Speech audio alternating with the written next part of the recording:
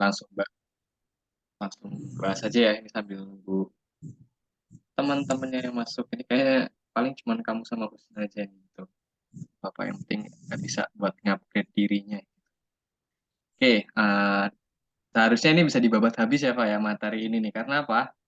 Ini materi yang paling paling basic di kelas 10 ya, yang udah pernah kakak ajarin gitu ya. Ya kan?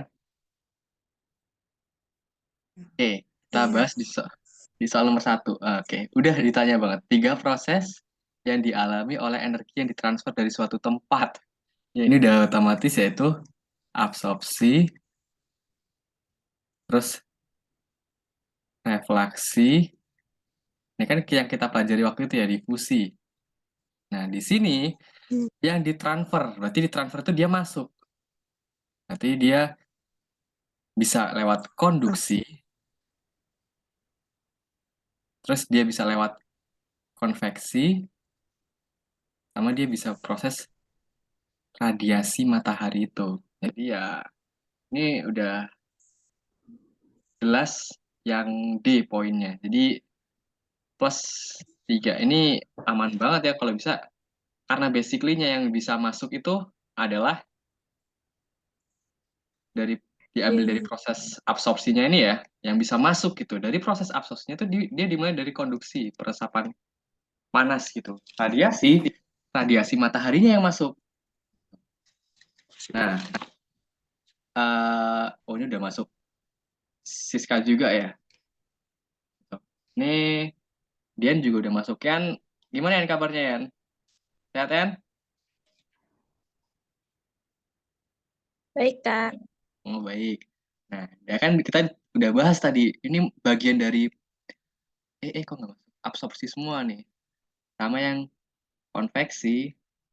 Konveksi ini adalah pergerakan. Gitu. Jadi ini udah otomatis orang udah kakak kasih silang gini ya. Ini poin poin cuma-cuma ya di development kemarin. Jadi ya easy lah. Gitu. Next, nomor 2 nih yang agak agak ribet. Ini pada jawab yang mana nih, nomor 2 nih kemarin?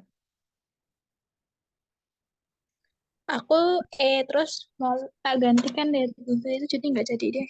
Jawabannya ini kan 1 atau 100. Oke. Tingkat absorptivitas yang terbesar yang dialami oleh cahaya yang sampai suatu lapisan atmosfer adalah, jadi ini sampai lapisan atmosfer ya, cahaya matahari. Ingat, cahaya matahari yang kita alami ini butuh waktu 8 menit. Maksudnya gimana? Maksudnya adalah dari pure si matahari ini untuk sampai ke bumi, kecepatannya itu butuh waktu 8 menit untuk sampai ke kita. Jadi sinar matahari yang kita nikmati pagi hari itu adalah hasil dari penerobosan selama 8 menit. Dia butuh waktu nih untuk sampai ke bumi. Sama kalau di astronomi itu kayak kita lihat bintang. Kita lihat bintang di angkasa, bintang itu masih bersinar gitu.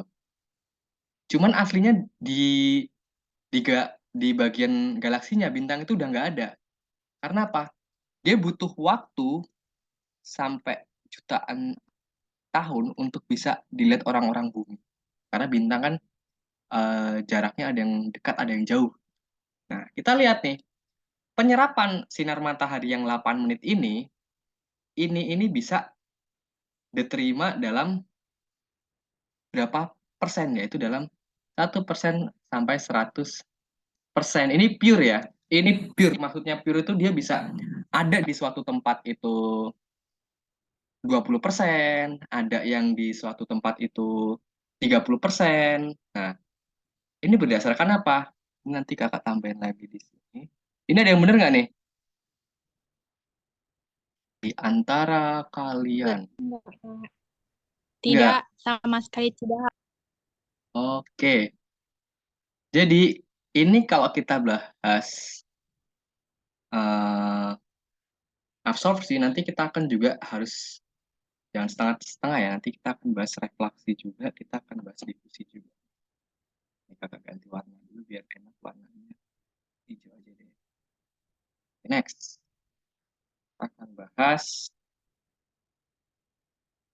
yang absorpsi dulu. Absorpsi ini kan berarti dia penyerapan nih. Ini daratannya. Oke, kita lihat. Ini nanti kita bar ada awannya. Oke. Ya. Oke. Menurut kalian berapa? Nah, ini terserah kalian aja ya mau jawab sesuai apa tuh analisis kalian atau secara nebak gitu. Berapa sih yang diserap oleh awan ini? Sinar matahari yang diserap oleh awan. Ini takutnya kalau yang tipe-tipe soal seperti ini tipe soal kebumian banget nih. Nah, karena apa? Kebumian itu biasanya dinyatakan persen. Ini kan geografi nih. Kalau geografi itu antar 1 sampai 10. Tapi kalau di kebumian ditanyain, oh berapa persennya? Bisa jadi angka satuan 20%, bisa 6% gitu. Nah ini agak ribetnya kebumian. Ya untuk Salva dan Siska ya harus harus itu ya, harus fokus terhadap satuannya gitu.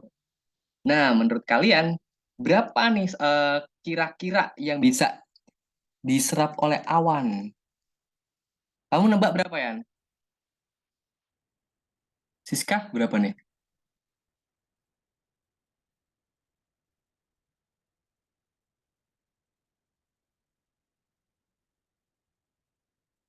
Ya, sis, berapa sis tebakanmu? Berapa nih kira-kira eh, sinar matahari yang bisa diabsorpsikan ke awan?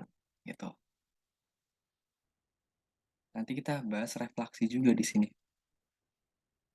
Oke, yang lainnya ini boleh boleh open mic, boleh. Oh, berapa Kak? Aku mau nebak 30% gitu. Jawab-jawab aja gitu ya. Namanya lagi belajar kan. Semua itu pasti pernah mengalami fase salah gitu. Dan berapa yang diterima oleh Kurang dari darat? 50 nggak sih, Kak? Kalau di awan, iya, Kurang dari kurang 50.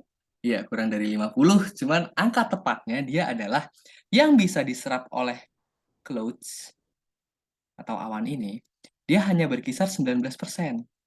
Gitu. Karena apa? Itu bergantung banyaknya perawanan yang ada di atmosfer. Gitu. Sedangkan tingkat absorpsi paling besar itu adalah di daratan, yaitu hampir 51%. Gitu, ini penyerapannya.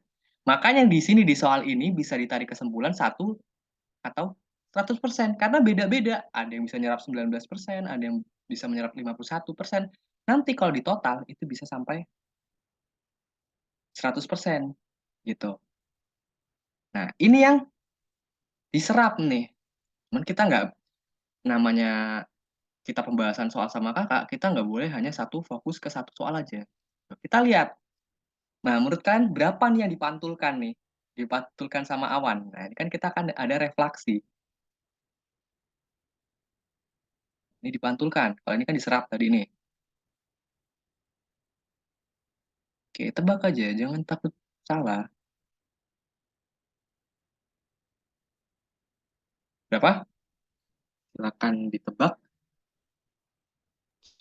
18%. 18%. Iya, iya, iya, iya, dikit lagi. Itu kalau yang dipantulkan 15%. di awan itu berkisar 20%-an. Nah, ini awan bisa mantulin juga. Tuh. Dan ternyata, oh, beda-beda nih. Siapa sih yang ngecat? Bentar. Beda-beda nih ternyata nih. Oh, ya ada yang 51%. Dan ini adalah PR banget buat kebumian. Karena apa? Kalian harus tahu basicnya. Geografi juga ya wajib lah. Seenggaknya kalian nggak kosong-kosong gitu. Untuk yang tipe-tipe pantulan seperti itu. Tuh. Ingat, sinar yang kita terima itu, yang dari matahari itu, adalah butuh waktu 8 menit dari sinar matahari ini untuk mencapai bumi kita. Gitu. Paham? Paham, Kak. Oke. Next. Nomor 3. Oke. Absorptivitas gelombang panjang terbesar. Nah, ini berarti oleh gas rumah kaca. Kaitannya dia gas. Udah beda lagi kaitannya nih. gas rumah kaca yang paling bisa untuk menyerap eh, sinar matahari adalah dilihat di sini. Jendela atmosfer itu, kok jelek tulisannya. Itu banyak diisi oleh apa nih? Jendela atmosfer. Diisi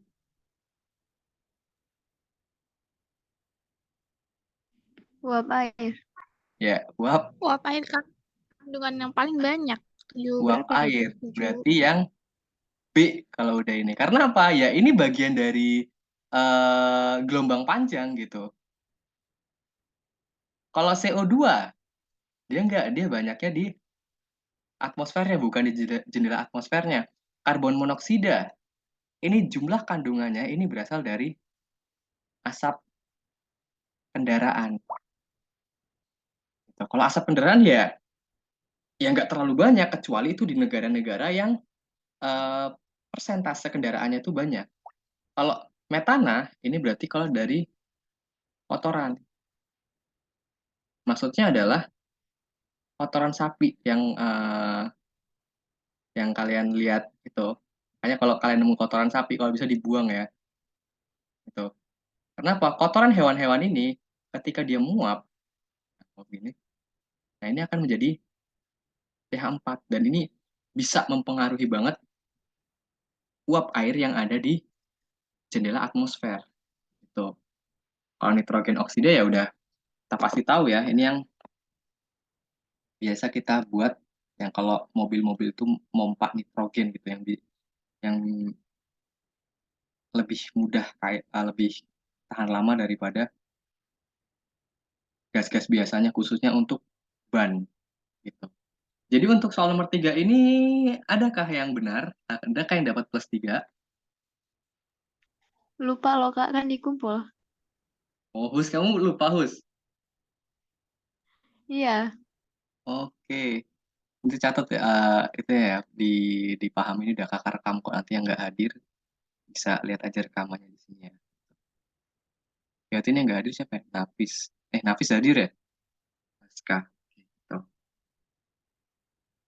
Ada yang ingat nggak jawabannya? Pak? Kamu jawab mana, Pak?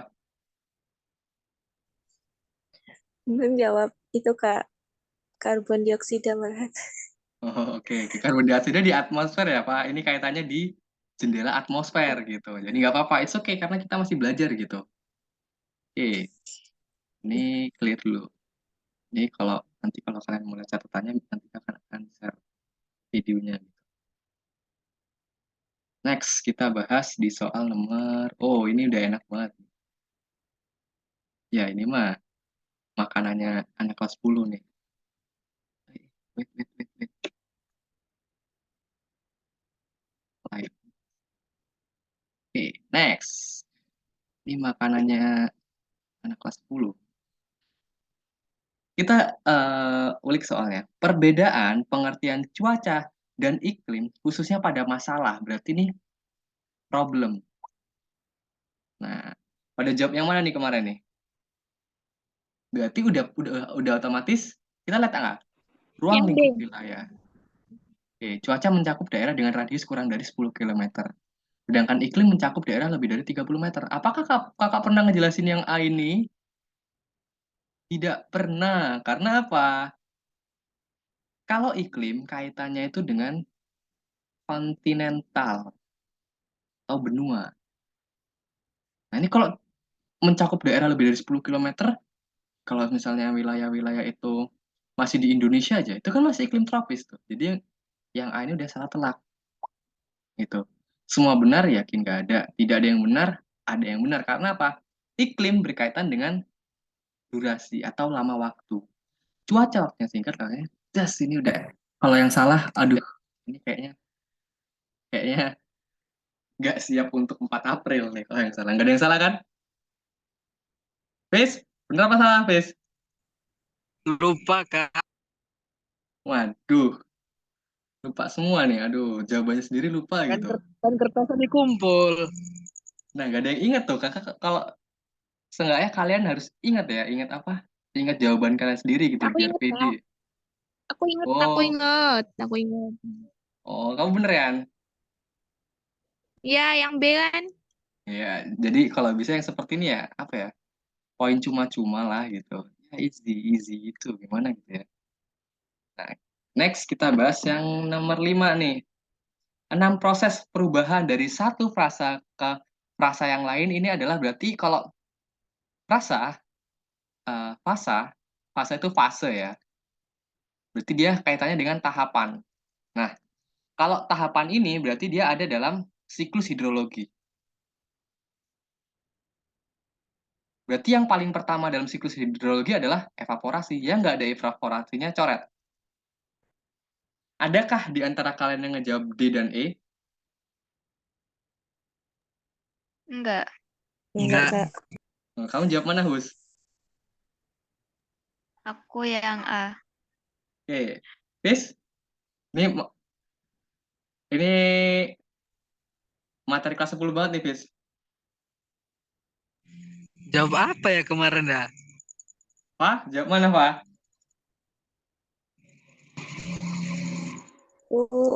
Aku cek, Kak. Oke, kelas 10 yang menang nih. Pertama kita lihat dalam siklus hidrologi. Pasti dia ada evaporasi. Dari evaporasi pasti dia kaitannya ada dengan kondensasi. Berarti yang B ini udah salah. Karena apa? Sublimasi. Oke. Baru ketika ada kondensasi, dia ada deposisi. Nah, ada yang tahu nggak deposisi ini apa?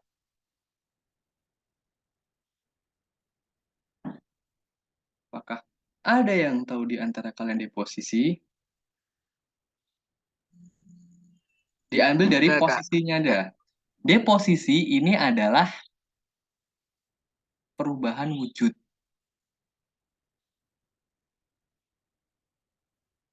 Oke, berarti eh di sini yang kita lihat inti dari sekarang. Fis, kamu tahu sublimasi nggak, Fis? Gimana, Kak? Sublimasi. Sublimasi itu bentar. Pikir dulu.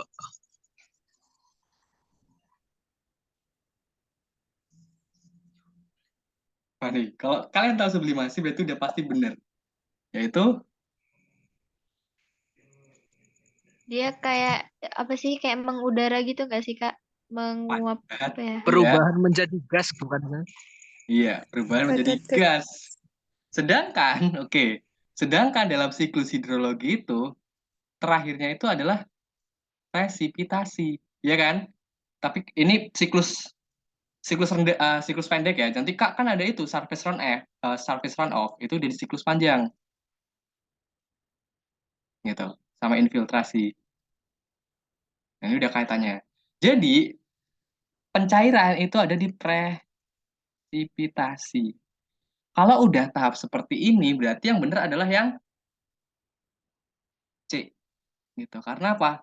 Mencair itu adalah bagian dari presipitasi dan masuk dalam tahapan akhir dalam siklus hidrologi pendek gitu. Jadi yang benar adalah Alpha, the power of kelas 10. Oke, udah berapa kali kakak itu ya, udah berapa kali kakak jelasin, bahkan suruh gambarin gitu, yang kena hukuman harus gambarin perubahan-perubahan zat kayak gini gitu. Oke, sis, kamu bener nggak, sis? Ini ada Siska nggak sih? Ada Kak, benar nomor 5. Oke, good job gitu. Oke, Hus, kamu kejebaknya di sini ya, Hus, di sublimasinya gitu. Karena Iya. sublimasi bukan merupakan tahapan akhir dalam siklus hidrologi. Oke, nggak apa-apa, belajar dari kesalahan gitu.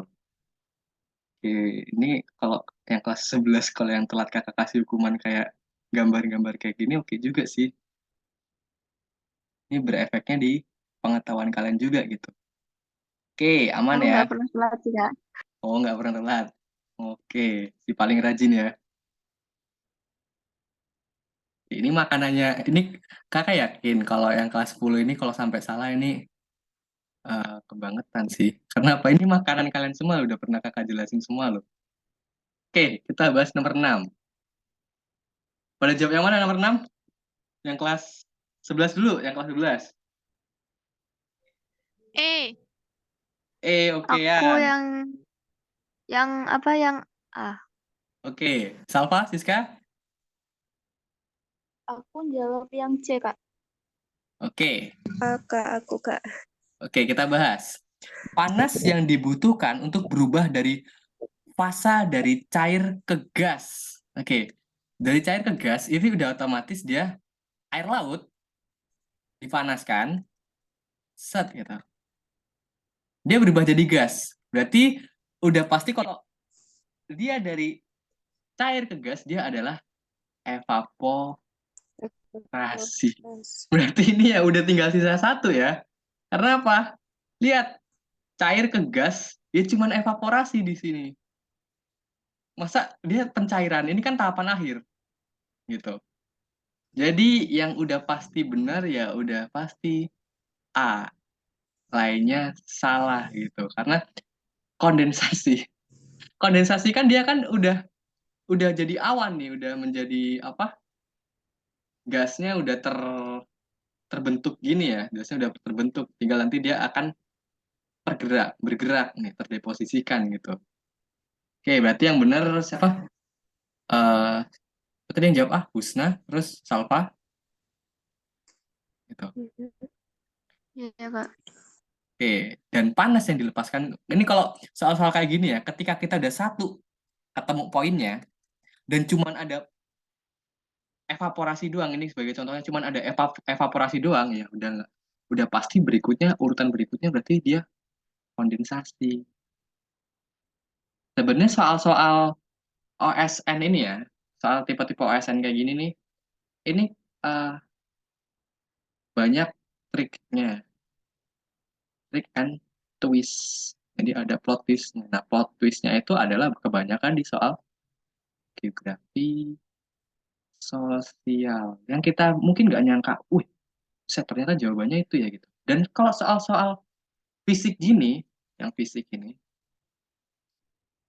pasti jawabannya itu mutlak. Maksudnya mutlak kalau di buku misalnya tuh yang tadi kakak jelasin, diserap oleh awan 19%. Ini biasanya ada di buku Donald R. Hearns ya. Donald R. Hearns. Ini buku meteorologi klimatologi paling lengkap banget. Yang kemarin kakak jadi referensi buat modul kalian. Ini kakak punya tiga bukunya gitu, cuman berbahasa Inggris gitu. Nah, berarti ini mutlak. Ketika Donald R. Hearns itu menyatakan 19%, di soal itu mutlak. Bagusnya soal fisik ini di sini. Jadi ketika kalian bisa paham, kalian paham banget peluang untuk dapat plus 3 itu bener banget. Cuman kalau di geografi sosial ini dinyatakan dalam permasalahan. Gitu. Makanya agak tricky, ada banyak plot twistnya di situ. Kalian nggak nyangka, ternyata jawabannya itu. Gitu. Kalau kalian bener-bener nggak paham.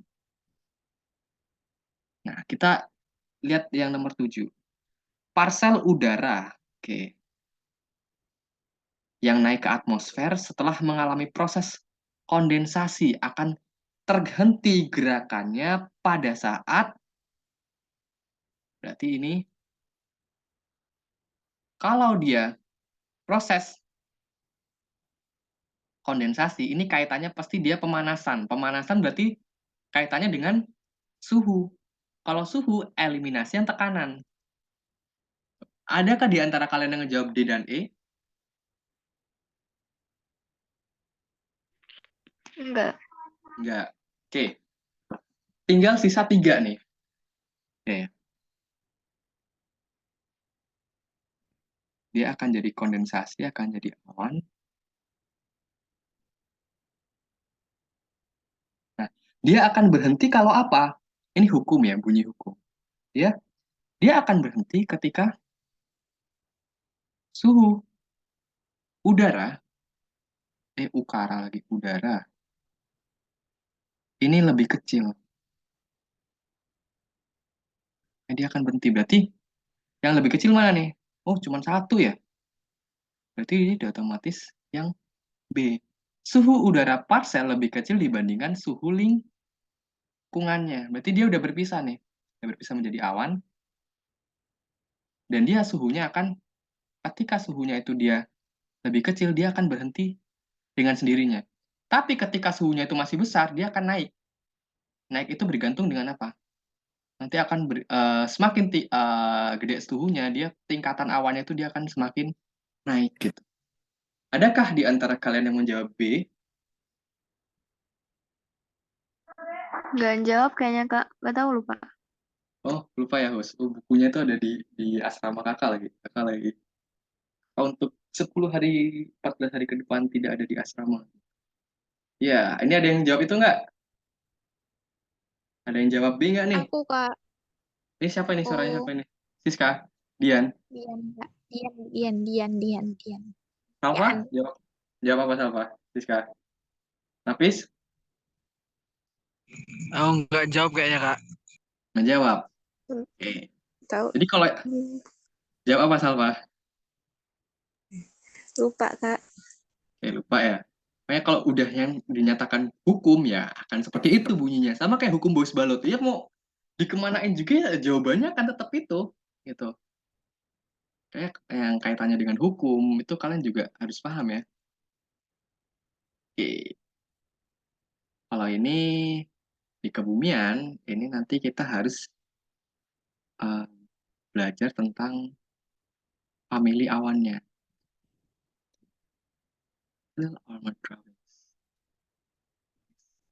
Ketinggian dasar awan, yang selalu kakak bilang ke kelas 10, bahwasanya dasar awan itu pasti dia datar gitu.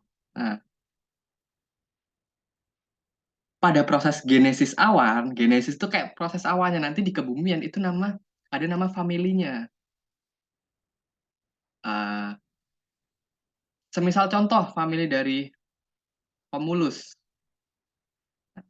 Cumulus ini nanti ada Cumulus humilis, Cumulus filisus, Cumulus cangetsus. Jadi kebumian, karena apa? Kalian belajar tentang famili awan. Tapi kalau di geografi ya basic dasarnya awannya aja gitu. Nah, di sini tanyain ketinggian dasar awan pada proses genesis awan yang terjadi karena udara di fase naik ditunjukkan oleh. Nah, ini bunyi hukum lagi. Bunyi hukum ini berarti dia kaitannya dengan, kalau awan berarti kaitannya dengan kondensasi. Yang nggak ada kondensasinya berarti udah otomatis coret, coret, coret. Di antara dua ini kalian ada yang berani jawab nggak waktu itu?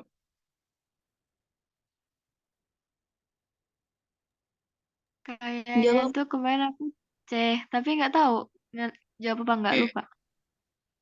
oke. Kalau udah jawab C berarti lifting condensation.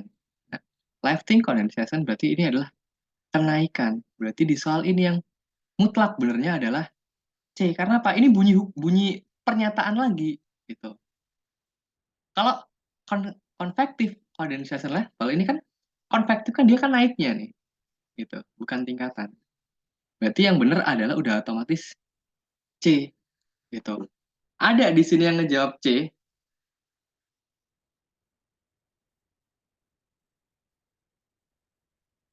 Ada nggak nih?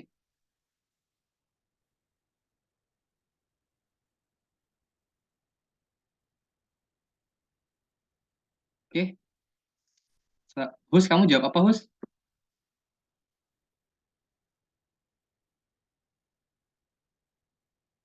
Ya, Hus. Ini kedengaran nggak suara kakak nih? Agak nge-lag.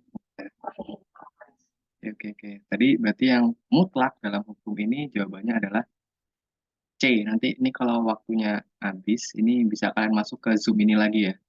Karena alamat Zoom-nya nggak ganti-ganti gitu. Mungkin kita bisa sampai ya, nyelesain berapa soal, 15 atau berapa gitu. Jadi ini udah otomatis yang C. Adakah di antara kalian yang ngejawab C? Ada Kak. Oke, Ada, Kak. good job. Berarti sebenarnya enak kan ternyata. Oh, awan kaitannya dengan kondensasi. Kalau udah nyatu semua, berarti lebih mudah ngejawabnya gitu. Kalau kalian udah paham tentang konsep perawanan, Ya soal-soal kayak gini udah ngelotok kering semua kalian gitu. Jadi tinggal masukin aja kayak kepingan puzzle yang tinggal disatuin gitu. Sama plus wawasan bahasa Inggris kalian gitu. Oke, next. Kalau ini beberapa kali keluar ya, tapi maksudnya beberapa kali keluar ini adalah ada variasinya. Di 2016 ditanyain, kenapa sih kok bisa kok tiap tahun itu hujan terus? Oh, ternyata jawabannya adalah karena dilakukan secara serentak. Di 2019, nah ini ada metode meteorologisnya, yaitu dia dengan kanal buatan itu untuk mencegah banjir. Ini yang ada di Jakarta, misalnya banjir Kanal Timur. Ini kanal itu banyak terdapat selain di Jakarta, dia juga ada di Semarang.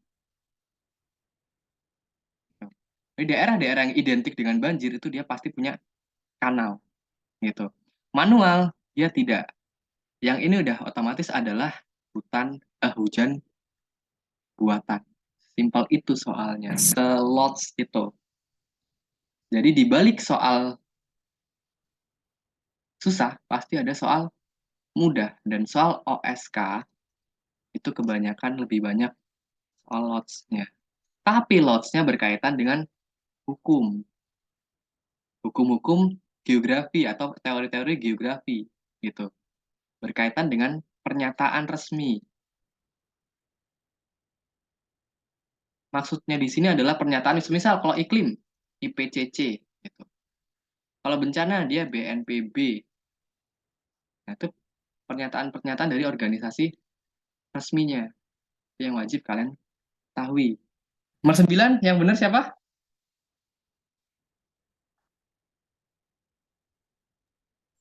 Bener, Kak.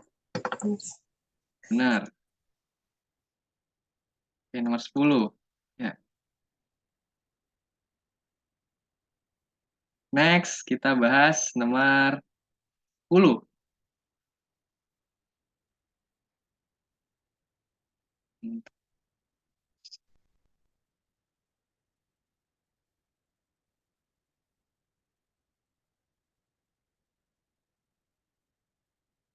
Polusi udara yang banyak di kota-kota besar mempengaruhi pada pemanasan global. Beragam cara dilakukan untuk mengeram laju pemanasan global tersebut dengan cara yang sederhana. Misalnya, berarti sederhana. Sederhana itu basic ya. Yang paling sederhana di soal ini adalah ingat jawab yang diminta soal. Jangan jawab sesuka kalian gitu. Soalnya minta apa berarti kalian harus jawab sesuainya. Berarti yang sederhana